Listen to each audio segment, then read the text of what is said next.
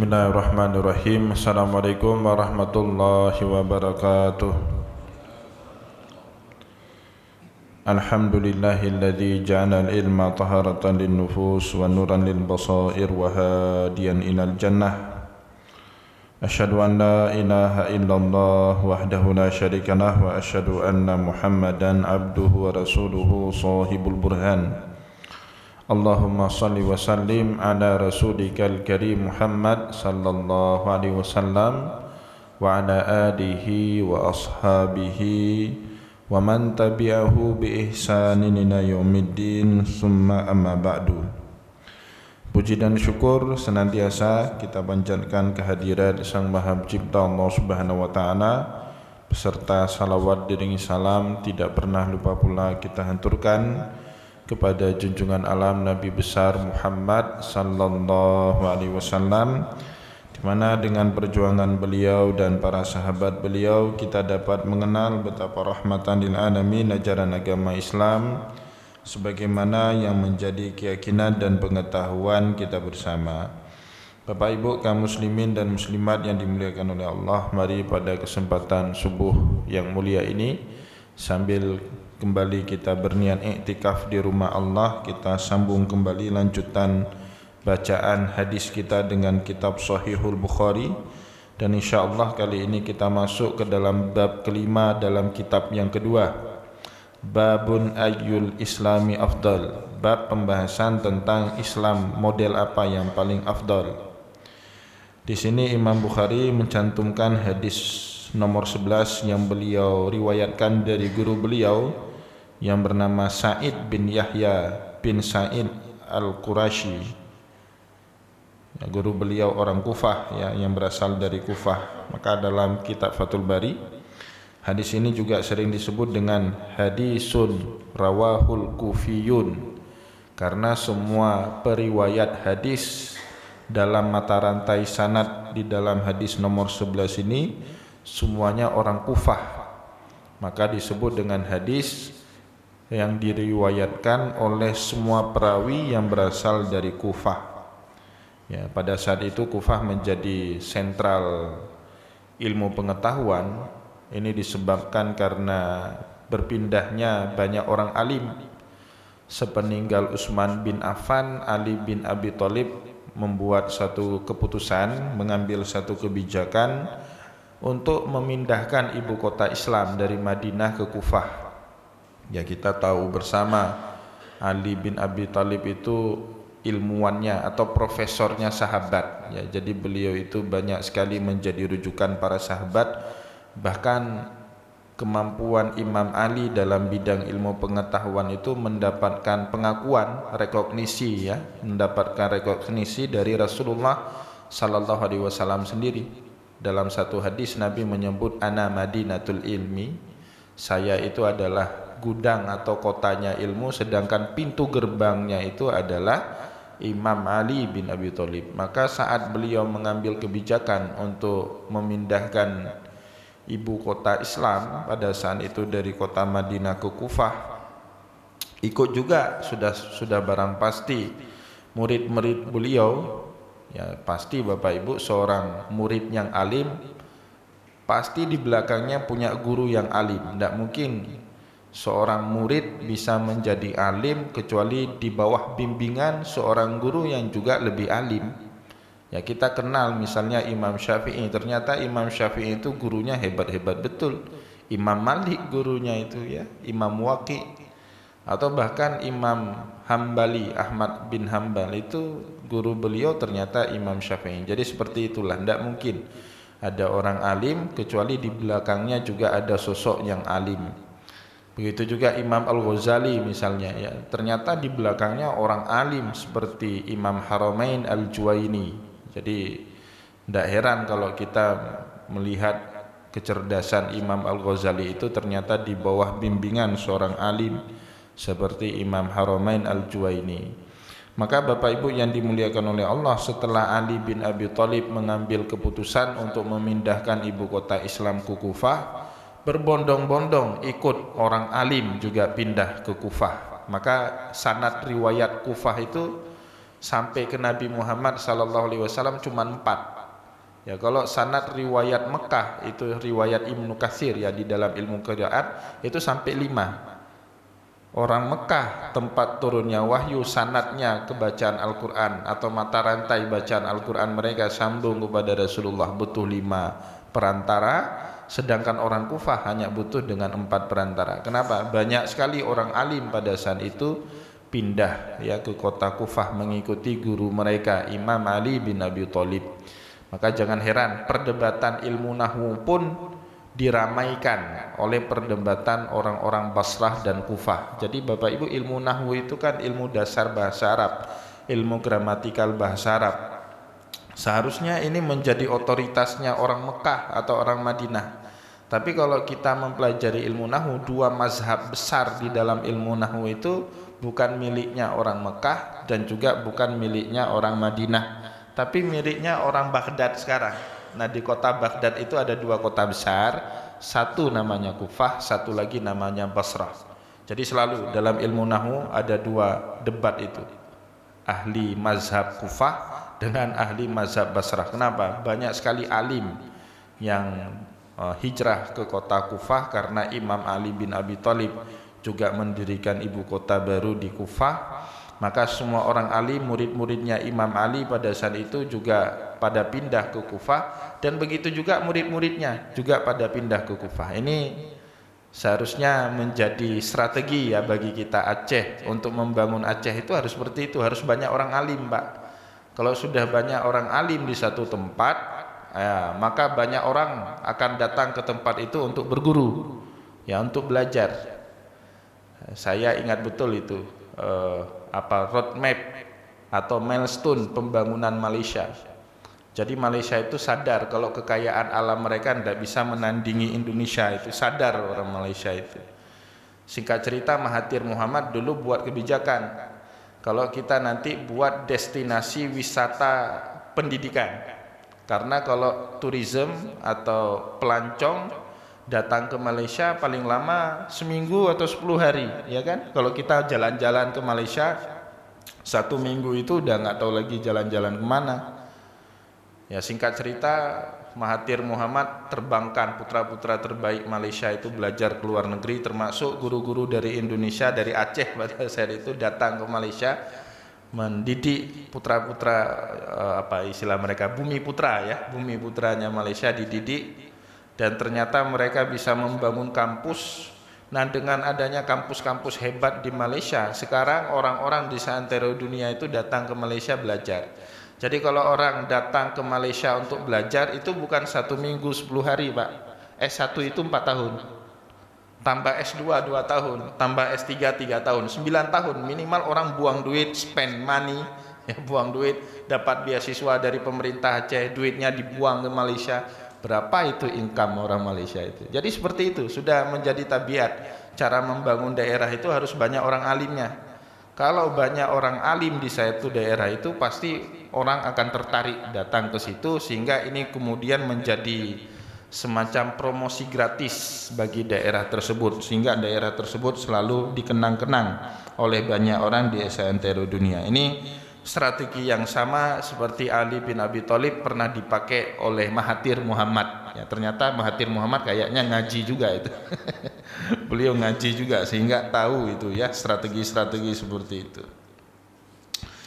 Baik, riwayat ini diperoleh haddatsana Abi, ya, beliau memperoleh riwayatnya dari bapak beliau, haddatsana Abu Burdah bin Abdullah bin Abi Burdah an Abi Burdah an Abi Musa radhiyallahu anhu, maksudnya Abi Musa al-Asy'ari, ya, salah seorang sahabat Nabi yang memiliki suara begitu bagus, ya, sehingga Rasulullah sallallahu alaihi wasallam dalam satu hadis memuji Abu Musa al-Asy'ari dengan berkata, utitum mizmarun min mazamiri Daud, aku sudah diberikan salah satu seruling dari seruling-serulingnya Nabiullah Daud alaihissalam. Yang dimaksud oleh Nabi Muhammad dengan seruling dalam hadis itu adalah Abu Musa al-Asy'ari radhiyallahu anhu, karena suara beliau begitu merdu, termasuk salah seorang sahabat yang sering oleh Nabi Muhammad dimintakan untuk baca Al-Quran. Jadi Nabi Muhammad kalau sedang suntuk, ya sudah ada masalah pelarian beliau, kalau enggak sholat,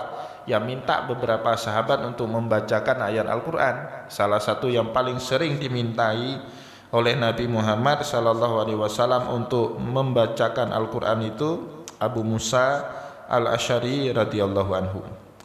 Qalu ya Rasulullah. Jadi di masa hidupnya Nabi Muhammad ditanyai suatu masalah oleh para sahabat. Ya, apa pertanyaan itu? Ayul islami afdal, Islam yang model seperti apa yang baik, yang terbaik. Ya, ini isim tafdil ya, maka maknanya yang terbaik. Islamnya model seperti apa yang terbaik? Maka dijawab pertanyaan itu oleh Nabi Muhammad. Kalau dalam riwayat yang lain itu Nabi Muhammad sempat diam sejenak, Bapak Ibu. Jadi dalam riwayat hadis, setiap pertanyaan yang diajukan kepada beliau dan Nabi Muhammad tidak spontan jawabnya, tapi Nabi Muhammad diam, bahkan ada terkadang menundukkan kepala.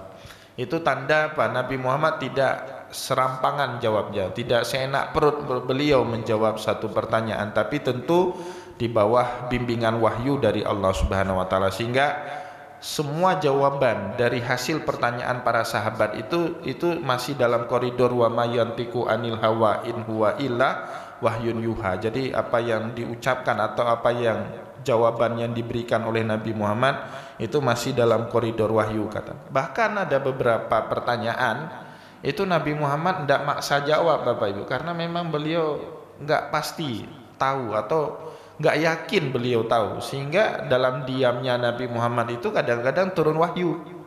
Ya, misalnya Nabi Muhammad ditanya sama sahabat itu tentang status wanita haid.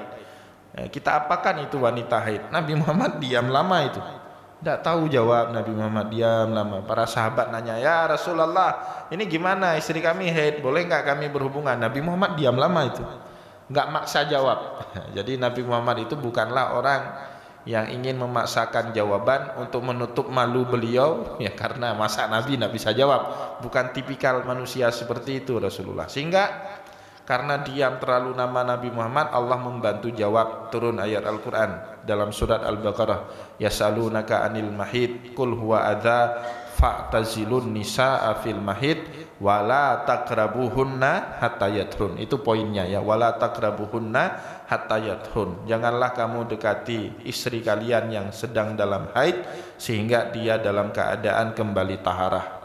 Itu jadi tunggunya diamnya Nabi Muhammad itu menyebabkan Allah Subhanahu wa taala menurunkan wahyu. Contoh lain, Rasulullah ditanya tentang gimana hilal, apa fungsinya bulan sabit itu. Bingung juga Nabi Muhammad jawabnya, diam beliau, diam lama. Terus tidak beberapa lama kemudian turun wahyu. Yas'alunaka anil ahillah qul hiya mawaqitu linnasi wal hajj wa laysal birru bi an ta'tul buyuta min zuhuriha, dan seterusnya. Nah, mereka tanya tentang hilal, katakan Muhammad jawab, qul hiya mawaqitu linnasi wal hajj. Jadi bulan itu atau hilal itu digunakan untuk mengukur al-mawaqit, mengukur peredaran waktu, terutama waktu ibadah. Jadi kalau ibadah itu Bapak Ibu tidak boleh ukurannya itu harus pakai kalender qamariyah. Penentuan kapan Ramadan jangan pakai syamsiyah, tapi harus pakai kalender nilai qamariyah. Penentuan haji ya kapan Zulqa'dah, kapan Zulhijjah, kapan 9 Zulhijjah, kapan 10 Zulhijjah, itu pakai qamariyah. Kecuali satu-satunya ibadah yang tidak menggunakan qamariyah, tidak menggunakan peredaran bulan itu sholat. Itu kita ngukurnya pakai matahari, Bapak Ibu. Terbit matahari, fajar namanya sholatnya. Orang kita nyebutnya sholat subuh, orang Arab nyebutnya sholatul fajri. Ya, sholat saat terbitnya fajar, seperti itu kan. Kemudian pada saat matahari setegak kepala kita, itu sholat duhur. Kalau sudah tergelincir, bayangan menjadi lebih kecil daripada ukuran tubuh kita, itu sholat asar. Tenggelamnya matahari, itu sholat maghrib. Ghurubus syamsi, maka namanya maghrib. Ya, dari kata gharaba, tempat tenggelamnya matahari ya. Maroko itu bahasa Arabnya maghrib. Kita nyebutnya Maroko, tapi orang Arab menyebutnya maghrib. Kenapa? Baratnya Arab itu ya Maroko, Bapak Ibu. Ya kan? Paling ujung barat Islam itu ya Maroko. Negeri Islam di Arab itu ya paling barat itu ya di Maroko, seperti itu. Kita letaknya di timur, ya kan? Timur. Islam, negara Islam paling timur ya Indonesia paling timur. Paling ujung baratnya apa? Maroko. Maka disebut dengan Maghrib. Jadi satu-satunya ibadah yang menggunakan peredaran matahari itu ya sholat, sedangkan yang lain itu menggunakan peredaran bulan. Atau kadang-kadang Nabi Muhammad SAW diamnya lama, baru kemudian beliau memberikan jawaban. Ya, diamnya lama. Kalau ini enggak terlalu lama diamnya. Ada kadang-kadang sahabat sampai menunggu lama itu. Contohnya pada saat beliau berkhutbah di padang Arafah. Beliau naik onta, di atas onta itu beliau menyampaikan khutbah di padang Arafah. Ya ayuhan nas, innallaha qad farada alaikumul hajja fahujju. Manusia, Allah Subhanahu wa taala telah mewajibkan kalian ibadah haji, maka berhajilah. Datang sahabat namanya Aqra bin Habis, berdiri, interupsi khutbahnya Rasulullah. Dia tanya, afikulli amin ya Rasulullah, apakah haji itu wajibnya setiap tahun wahai Rasulullah? Kaget Nabi Muhammad, kaget dengan pertanyaan ini. Ada juga sahabat kritis ya kan, diam Nabi Muhammad, diam. Fatata, dalam hadis itu disebut fatata Rasulullah ra'sahu. Jadi Nabi Muhammad menundukkan kepalanya, diam lama di situ. Wahyu juga nggak turun-turun. Kemudian Rasulullah baru mengangkat kepalanya dan kemudian memberi jawaban kepada sahabat yang bertanya, dan itu didengar oleh semua jamaah haji. Maka itu termasuk hadis mutawatir, Bapak Ibu. Dalam Sahih Bukhari hadis mutawatir itu tidak banyak, ada sekitar 10 atau 12. Salah satu yang masuk hadis mutawatir cerita kita tadi. Rasulullah kemudian menjawab, lau kuntu na'am lawajabat walamastata'tum. Kalau aku bilang iya sekarang, ya maka akan menjadi wajib bagi kalian setiap tahun. Tapi kayaknya Nabi Muhammad tahu tahun 2020 itu ada corona. Ya nggak ada jamaah hajinya, kayaknya Nabi Muhammad udah tahu itu. 21 juga corona itu, 2022 belum tahu lagi nasibnya gimana ini kan. Jadi Nabi Muhammad langsung jawab, lau kuntu na'am, kalau saya bilang iya lawajabat, pasti jadi wajib kita naik haji setiap tahun. Dan terbukti kan, nggak sanggup kita bisa buat haji setiap tahun. Itu pemerintah Arab Saudi itu repot sekali itu kalau sudah ibadah haji itu persiapannya tahunan, Bapak Ibu. Waduh, harus luar biasa itu naik haji itu. Nah, ini model-model tanya jawab Nabi Muhammad SAW, dan kemudian beliau memberikan jawaban, dan jawaban beliau kemudian menjadi semacam panduan syariat ya bagi kita. Nah, salah satu yang ditanya kepada Rasulullah itu, Islam model apa yang paling baik? Maka Rasulullah SAW menjawab, man salimal muslimuna min lisani wa yadih. Jadi Islam yang paling baik itu adalah seorang muslim yang menyalami muslim yang lainnya, baik dengan lisan, ucapan assalamualaikum, ya wa idza huyitum bitahiyatin fahayu bi ahsana minha aw rudduha. Itu kaidah memberikan salam ya, meskipun kemarin juga berkaitan dengan pembahasan kita pada pertemuan yang lalu, hendak dalam semua kondisi kita sunnah memberikan salam, hendak semua kondisi. Masuk ke masjid Bapak Ibu hendak sunnah kasih salam. Jangan besok masuk ke masjid assalamualaikum, orang lagi zikir atau nggak ada orang lain, cuma sendiri, ada orang sedang rawatib atau sedang sholat tahiyatul masjid, kapalo kapaya kujuk salam waalaikumsalam dalam salat ya, enggak sunnah Pak. Jadi sunnahnya baca doa aja, Allahumma firli waftahli abwaaba rahmatik, itu sunnahnya gitu aja ya.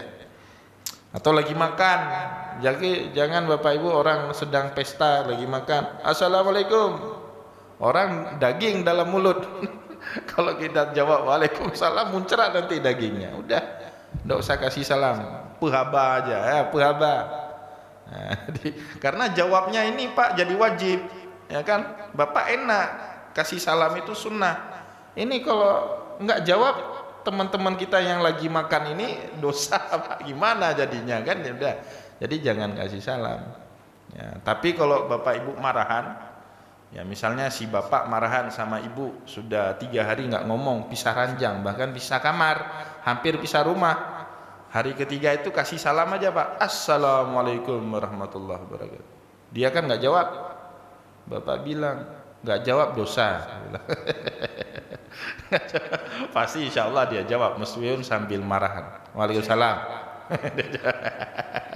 Waalaikumsalam. Yang penting jawab dulu.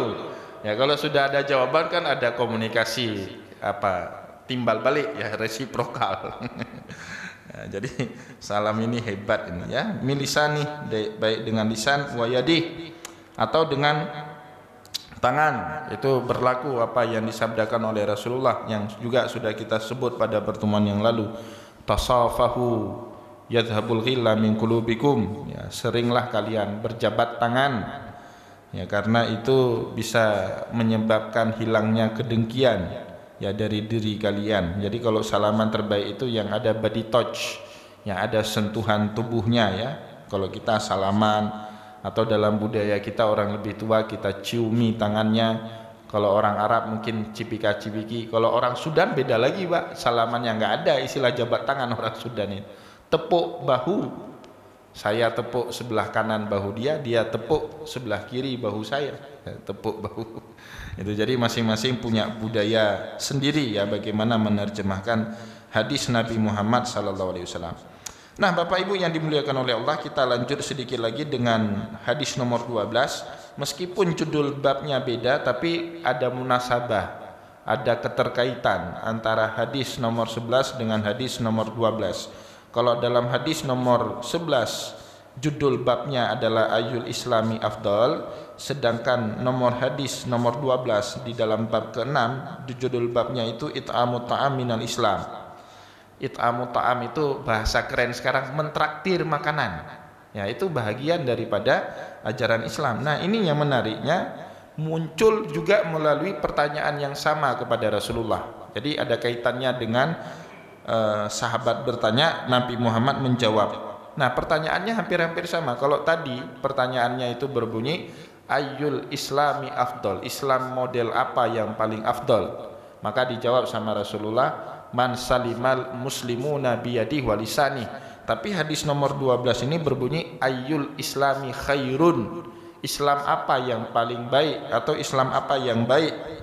Maka dijawab sama Rasulullah SAW. Jadi di ini hadis diceritakan oleh Amru bin As, Abdullah bin Amru bin As, ya putranya Amru bin As radhiyallahu anhuma. Beliau bercerita kepada kita, anna rajulan sa'alan nabiyya sallallahu alaihi wasallam. Ada seorang laki-laki sahabat juga datang menghadap Nabi, kemudian ini orang nanya kepada Rasulullah, Ayyul Islami khairun. Jadi kalau tadi redaksinya berbunyi Ayyul Islami Afdal. Nanti ini banyak Pak, yang redaksi seperti ini banyak sekali. Ada lagi Nabi Muhammad ditanya Ayyul A'mali Afdal. Itu pertanyaan dari Abu Hurairah kepada Rasulullah. Ayyul A'mali Afdal. Kadang-kadang Nabi jawabnya sesuai mutabakatul hal, yaitu istilah dalam usul fikih itu sesuai dengan keadaan si penanya. Ya, pada saat itu Rasulullah menjawab as-salatu ala awqatiha. Kalau riwayat Muslim bunyinya as-salatu ala awqatiha. Kalau riwayat Bukhari bunyinya as-salatu liwaqtiha. Salat pada waktunya. Ini banyak orang keliru memaknainya Bapak Ibu. Kalau saya baca di dalam Fathul Bari, as-salatu ala awqatiha atau as-salatu liwaqtiha bukan pada awal waktunya. Rasulullah nggak pernah ngomong gini, as-salatu fi awwali waqtiha. Nabi Muhammad nggak ngomong seperti itu. Jadi maksud as-salatu ala awqatiha, dulu saya ingat betul. Kita waktu ini hadis termasuk hadis yang menjadi muqarrar itu menjadi pelajaran penting waktu kami di Azhar, sehingga profesor saya itu namanya Profesor Dr. Syekh Ahmad Gawas. Ya, beliau mengajar hadis itu, beliau memberi perumpamaan gini Bapak Ibu. Ya, ini ibarat ada satu media, ada satu tempat, kemudian di atasnya ada benda. Ini ada ujung, ada ujung. Yang disebut ala awqatiha asal masih berada di sini. Ya, kadang-kadang kita di sini sholatnya. Itu setelah azan dan iqamah kita di sini, Pak. Tapi kalau jam 2 misalnya sholat duhur ya, ini jam 2 di sini, jam 3 di sini, jam setengah 4 di sini. Yang nggak boleh lagi itu kalau sudah masuk asar, itu nggak boleh lagi. Jadi yang dimaksud dengan ala awqatiha itu dalam waktunya. Dan kita belajar usul fikih itu Bapak Ibu, dalam waktu itu sholat itu termasuk wajib muasa. Waktunya merentang. Misalnya sholat duhur merentang sampai kapan? Sholat duhur itu merentang waktunya dari dari azan sholat duhur sampai sebelum masuknya azan sholat asar. Bahkan dalam sebahagian sholat Bapak Ibu mentakhirkan itu disepakati oleh para ulama lebih baik. Contohnya sholat isya. Dulu Bapak Ibu di awal-awal turunnya perintah sholat kepada Rasulullah, sholat isya-nya itu bukan di awal waktu malam. Kalau sekarang jam berapa? Jam 8. Bukan di waktu itu. Nabi Muhammad itu tengah-tengah malam ngerjain sholat isya. Jadi tengah malam kumandang lagi azan, iqamah, bangun para sahabat mengerjakan sholat isya. Tapi Rasulullah kemudian merasa ini berat bagi sahabat melakukannya, kemudian dimanjukan oleh Rasulullah SAW di awal waktu malam. Itu praktik di awalnya gitu. Maka kemudian Umar bin Khattab minta izin sama Rasulullah, ya Rasulullah, saya enaknya kayaknya takhirul isya. Jadi beliau ingin mentakhirkan sholat isya. Maka dalam banyak riwayat juga diceritakan Umar bin Khattab itu seringnya sholat isya itu belakangan. Beliau itu belakangan, waktu-waktu mau dekat subuh itu. Kenapa? Karena itu masih dalam ala awqatiha, masih dalam waktu pelaksanaan sholat isya ya. Jadi makna ala awqatiha seperti itu. Jadi Rasulullah, nanti kita akan bahas hadis itu. Jadi Nabi Muhammad sering ditanya ya, ayul a'mali afdal, dijawab sama Rasulullah, salatu ala awqatiha, summa birrul walidain, summa jihadu fi sabilillah. Dalam saat yang lain Rasulullah juga ditanya, misalnya sama sahabat Barra bin Azib radhiyallahu anhu, ditanya ayul a'mali afdal, amal apa yang paling afdal ya Rasulullah? Rasulullah menjawab hajjul mabrur, wal hajjul mabrur laisa lahul jaza ilal jannah. Jadi afdal apa, amalan yang paling afdal itu haji yang mabrur. Haji mabrur itu tidak ada balasan yang setimpal kecuali surga. Di lain pihak Rasulullah ditanya lagi, ayyul ahabbul a'mal ilallah ya. Jadi apa pekerjaan yang paling dicintai, yang paling disukai sama Allah? Redaksinya berubah-ubah, jawaban Nabi juga berubah-ubah sesuai dengan kondisi si penanya. Maka Rasulullah dalam hadis Bukhari dan Muslim, pada saat ditanya oleh sahabat ayul ahabbul a'mali ilallah, pekerjaan apa yang paling disukai sama Allah, dijawab sama Rasulullah, adwa muha wa inqallah, pekerjaan yang dilakukan secara konsisten, kontinu, meskipun sedikit ya, meskipun sedikit, tidak usah banyak-banyak, yang penting istiqomahnya, sebut Nabi Muhammad. Jadi banyak yang model seperti itu. Termasuk juga di dalam hadis nomor 12, Nabi Muhammad ditanya oleh seseorang, ayul islami khairun, Islam yang model apa yang paling baik? Dijawab sama Rasulullah sallallahu alaihi wasallam, pertama tut'imut ta'am, traktir orang lain makan. Traktir orang lain makan itu banyak namanya dalam budaya kita ya. Ada kanduri, itu kasih orang makan juga. Ada traktir, ada balen itulah. Jadi jangan bilang kanduri itu, kan ada sekarang sekelompok orang itu anti betul dengan kanduri itu. Sebenarnya kanduri itu sunnahnya Nabi. Tut'imu ta'am itu Bapak Ibu, kasih orang lain makan itu kan sunnahnya Nabi. Jadi Bapak Ibu diceritakan Nabi Muhammad itu kalau dihadiahi makanan sama orang, beliau itu tidak pernah makan sendiri, pasti ngajak orang, makannya rame-rame.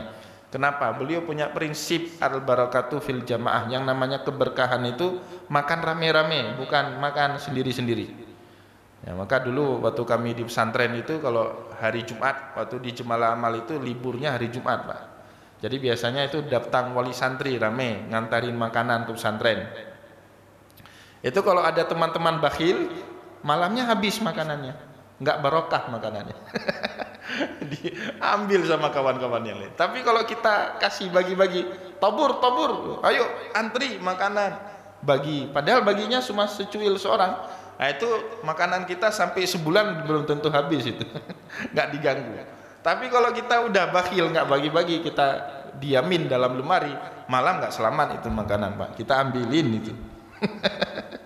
Nah itu tut'imu ta'am. Maka dalam kitab Zadul Ma'ad diceritakan Nabi Muhammad itu punya 100 ekor kambing Pak. Nabi Muhammad itu punya 100 ekor kambing dari hadiah pemberian orang. Itu lam yazid ala mi'ati syatin. Jadi Nabi Muhammad kambingnya itu tidak pernah nambah di atas 100. Kalau sudah 101, 102 itu beliau sembelih. Beliau buatkan duri, beliau ajak makan-makan para sahabat. Jadi Nabi Muhammad itu kayak kita lah orang Aceh, senangkan duri juga itu. Hampir tiap hari itu, udah bertambah. Kadang-kadang udah 2 ekor tambah. Udah beliau sembelih. 2 ekor itu beliau sembelih. Kadang-kadang 1 ekor, kadang-kadang dihadiahkan ke sahabat yang lain. Udah kamu urusin nih kambing saya, buat kanduri makan-makan. Nah, jadi Nabi Muhammad senang seperti itu. Tut'imut ta'am, traktir orang lain itu sunnahnya Rasulullah. Ya. Bukan sunnahnya orang Aceh itu ya, sunnahnya Rasulullah sallallahu alaihi wasallam.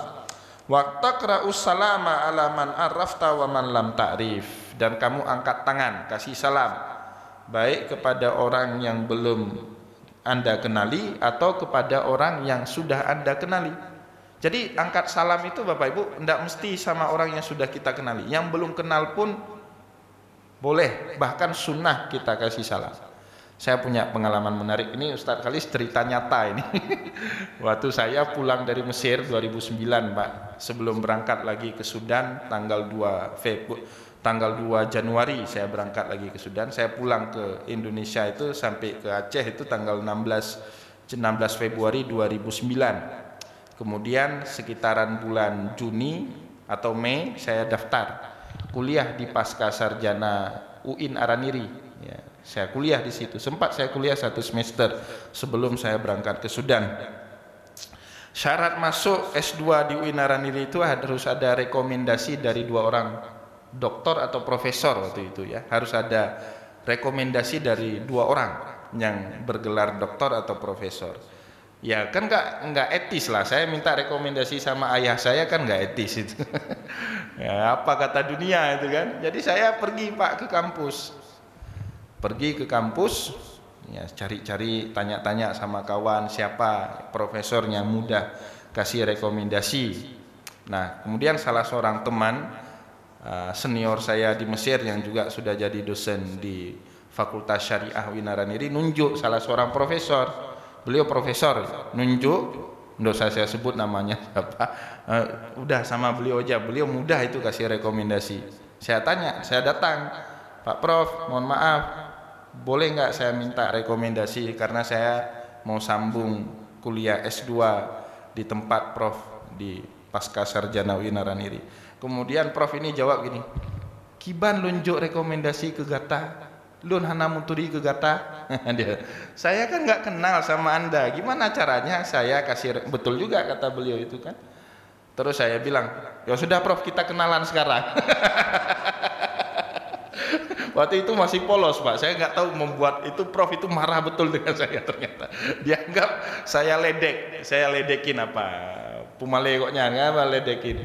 Padahal saya nggak ada niat itu, tulus saya bilang, saya ingin, yuk Prof saya juga mau kenalan dengan Prof. Jadi padahal itu ternyata sunnah Nabi Bapak Ibu. Kita kan berkenalan, salam itu kan fasilitas awal untuk berkenalan dengan orang itu. Kasih salam kepada siapapun ya, assalamualaikum, itu salah satu sunnahnya Rasulullah. Taqra'us salam ala man arafta wa man lam ta'rif. Anda kasih salam kepada siapapun, apakah orang itu Anda kenali ataupun orang itu orang yang tidak Anda kenali. Itu adalah salah satu sunnahnya Rasulullah sallallahu alaihi wasallam. Baik Bapak Ibu, kaum muslimin dan muslimat yang dimuliakan oleh Allah, kita padakan bacaan kita pada subuh yang mulia ini. Semoga apa yang kita sampaikan pada subuh ini ada manfaatnya buat kita semua. Saya mohon maaf jika ada kesilapan kata dan kesalahan sikap. Wallahu muwaffiq ila aqwamit thariq wa nasrun minallah fatun karim. Wassalamualaikum warahmatullahi wabarakatuh.